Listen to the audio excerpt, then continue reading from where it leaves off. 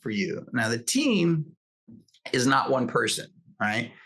The team is a team for a reason, meaning everybody has to work together in order to make this work. And I'm going to tell you the key players. First one is the implementation director, right?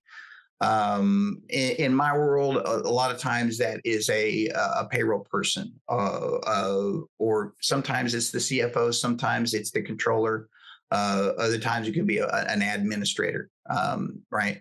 But that one person cannot be the only person. There needs to be more people that step up and are part of the decision-making process or the decision consulting process, right? But ultimately, what I would say the implementation director is the final decision, okay?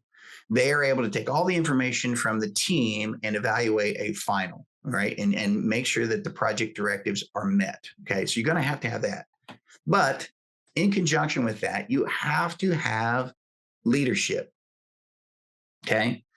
Leadership, as you can see, have 2.5 times the success rate. If you've got a leader, a CIO, a CFO, a CEO, you got somebody from leadership that is driving, you got your back, right? You're more likely, you're 2.5 times more likely to make sure that this is a successful rollout. Okay. So there has to be a person there. Now, I want leadership to remember this. Okay.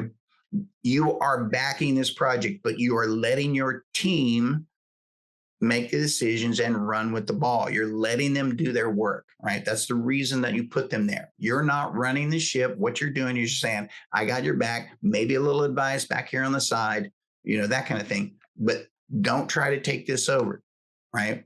This is, you got their back. This is what we're doing. This is what we're doing. I put this person in charge. Give it a listen, right? Next, you've got your champions, okay? That's the folks that are going to become your trainers, right? That may be 3 people, that may be 10 people. That depends on the scope of your work. But each department, especially if you're going to multiple departments, you're going to have 2, 3 to 4 people in each department that are going to have to become product champions because they're going to want to be able to roll this out to everybody that is going to be a part of this. And you're going to need that help.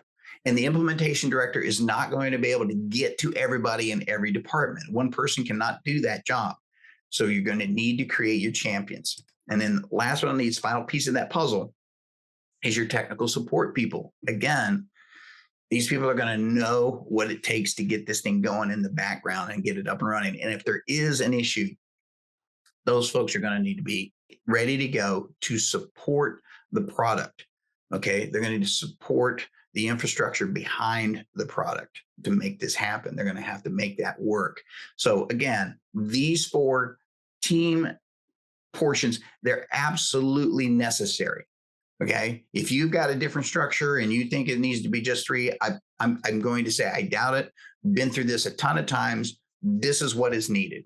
All right. You need a director. You need a leader who is behind that director. Right? You need product champions, more than 1, more than 2, probably. And you're going to need some technical support, maybe a couple of technical support folks that can understand the product, understand how it works, understand how it gets ready to be migrated and rolled out. All right. So there's your team. Again, they all have a why. They understand the challenges, right? They've helped select, right? You've gone to them for advice about the needs and the evaluation, hopefully early. And then they've also been a part of the plan and they're part of the team. If you've got a member that you want to be a part of the team, but does not want to be a part of the team, just doesn't have time for it, don't put that person in. Don't make them a part of the support and rollout team. And here's why. They will be nothing but a drag on the process. As much as you may like them, you will probably hate them by the end of the process because they will be a drag on this. And it's not because they're bad people. It may just be because they're way too busy. All right. So I want to talk about that a little bit in your timeline. You again are in the process of being constructors. You're in the construction business. And I don't care if you're an electrical contractor or if you're a mechanical contractor or a drywall contractor, your core focus is really what you're trying to do in your day-to-day business and really not rolling out software, no matter how much that software might help.